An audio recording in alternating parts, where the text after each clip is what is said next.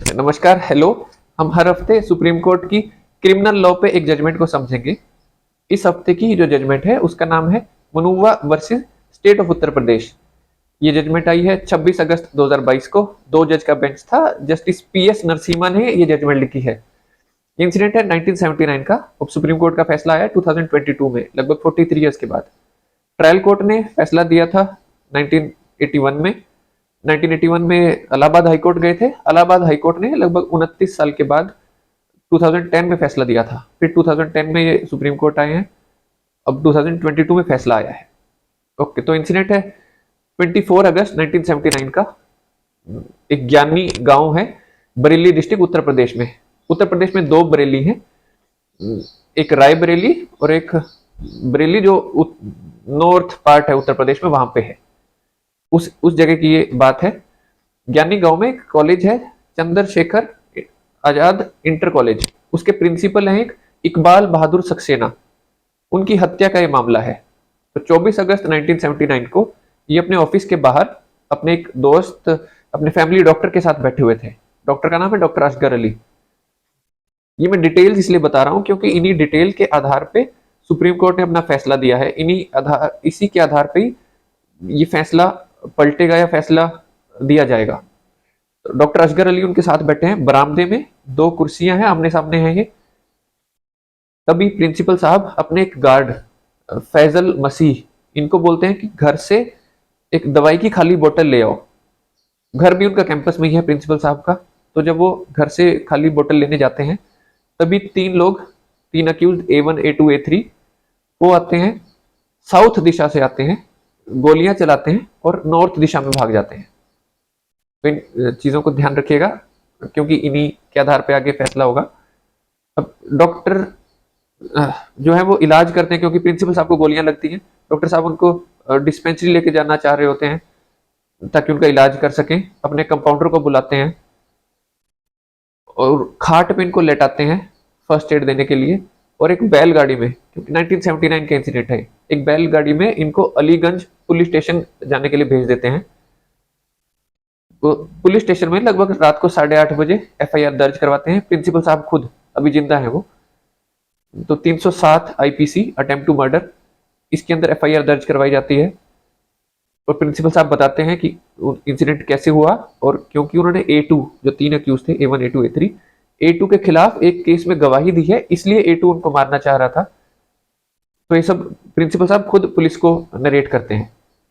अब इसके बाद विशरतगंज रेलवे स्टेशन उनको ले जाया जाता है बैलगाड़ी पे ही। एक पुलिस वाला साथ जाता है। वहां से वो ट्रेन पकड़ते हैं और बरेली जनरल हॉस्पिटल, सरकारी अस्पताल में जाते हैं। लगभग रात को 11 बजे पहुंचते हैं वहां पे और 11:15 बजे इनको एग्जामिन किया जाता है।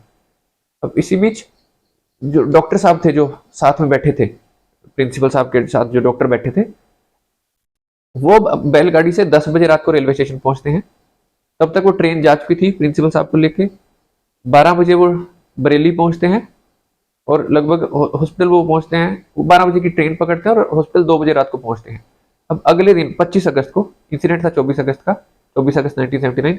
अगले दिन 25 अगस्त को 11 सवा 11 बजे सुबह एग्जीक्यूटिव मजिस्ट्रेट जो है प्रिंसिपल साहब की स्टेटमेंट रिकॉर्ड करते हैं, जिसको बाद में दूसरी डाइंग डिक्लेरेशन समझा गया। पहली डाइंग डिक्लेरेशन थी जो एफआईआर दर्ज करवाई गई थी, क्योंकि प्रिंसिपल साहब ने वो खुद दर्ज करवाई थी।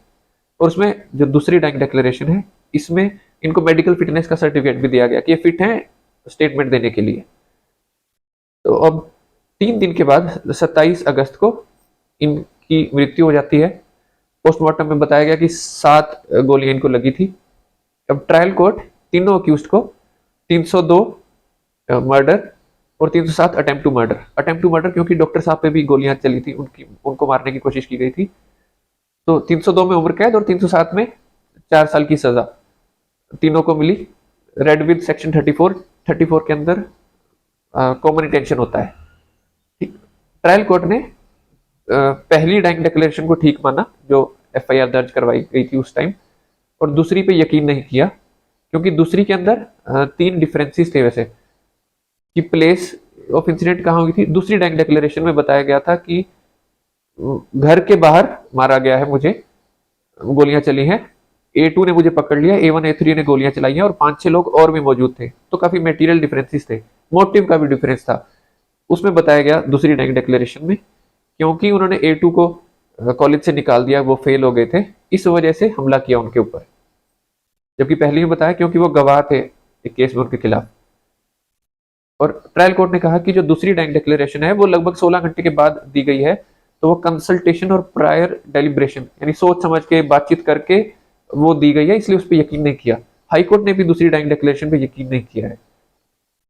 तो अब हाई कोर्ट गए ये तीनों अक्यूज। हाई कोर्ट के में जब केस चल रहा था तो A2 जो है उनकी मृत्यु हो जाती है, तब तक A1 और A3 के खिलाफ ही वो अपील सबसिस्ट की।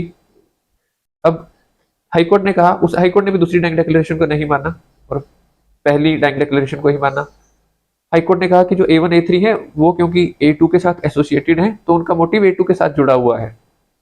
अब वो सुप्रीम कोर्ट आए हैं। सुप्रीम कोर्ट में क्या आर्ग्यूमेंट्स दिए दोनों साइड के वकीलों ने। जो अक्यूज्ड के वकील है उन्होंने कहा कि FIR को कोर्ट भेजने में काफी देर हुई है।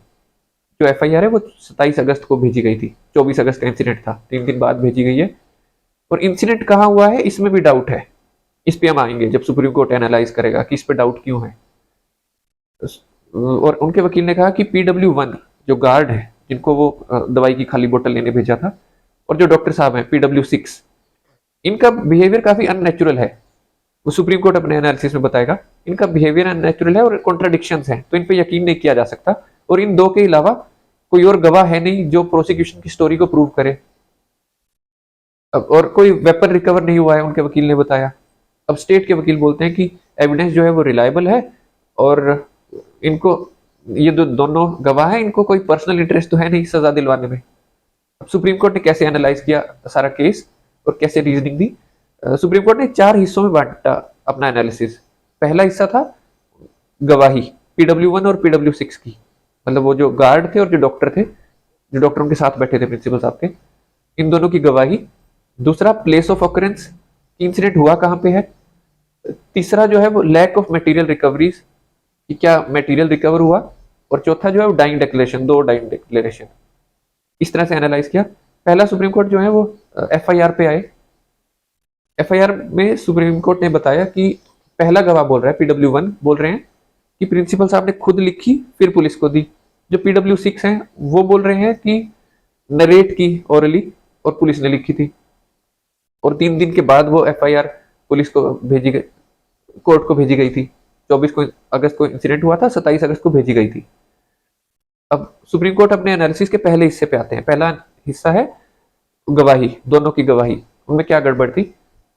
PW1 उनकी गवाही पे आते हैं सुप्रीम कोर्ट। पहले उसने बताया कि जब वो गोली चली तो वो अंदर गए हुए थे वो खाली शीशी लेने, और जब वो बाहर आए तो साउथ की तरफ भागे थे।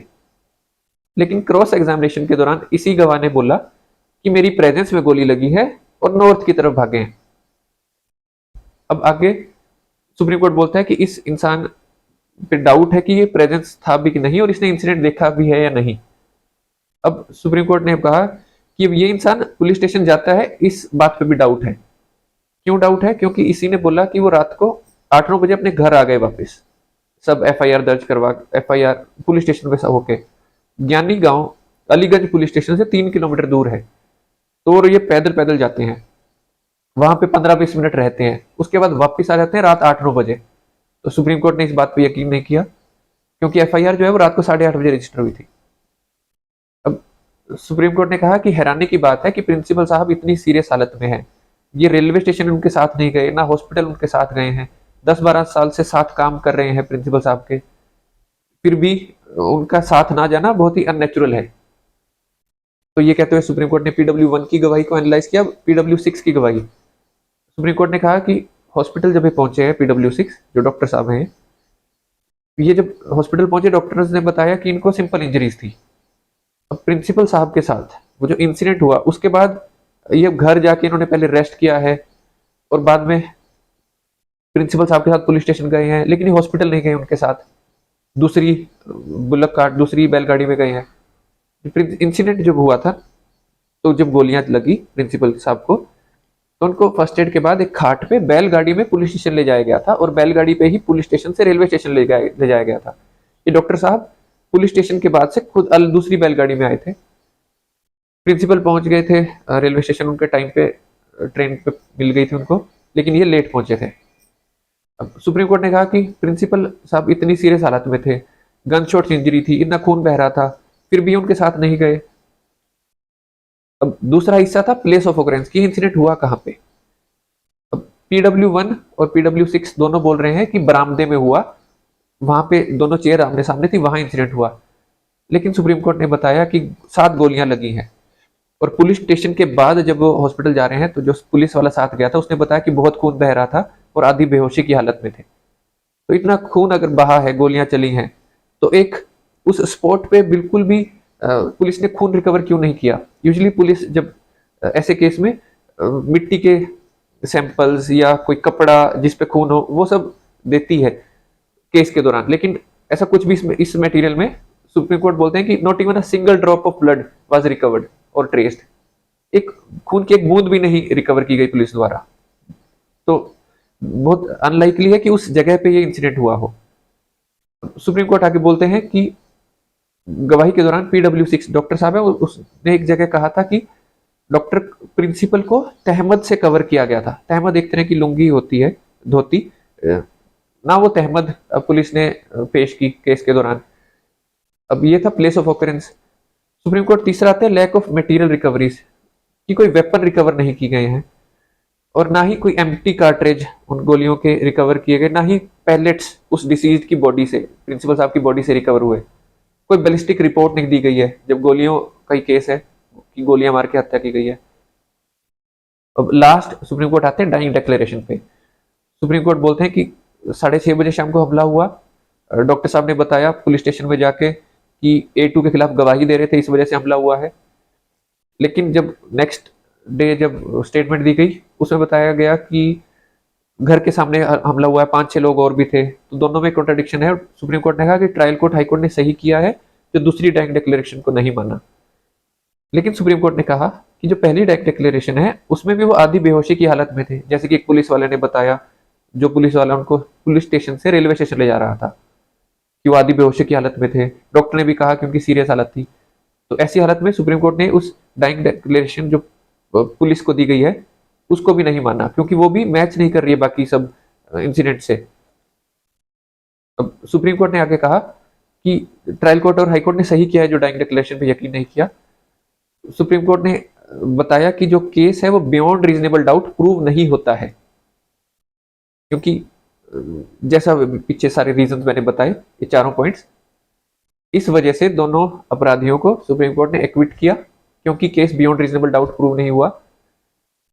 और यही इस केस का मकसद था कि कैसे सुप्रीम कोर्ट ने पॉइंट वाइज एनालाइज किया, 4 हिस्सों में बांटा और कितनी बारीकी से एक एक गवाह की गवाही को समझा और कैसे उन्होंने रीजनिंग दी। तो ये थी हमारी इस हफ्ते की सुप्रीम कोर्ट की क्रिमिनल लॉ पे जजमेंट। हम एक और जजमेंट को अगले हफ्ते आपके साथ समझेंगे। नमस्कार, धन्यवाद, थैंक यू।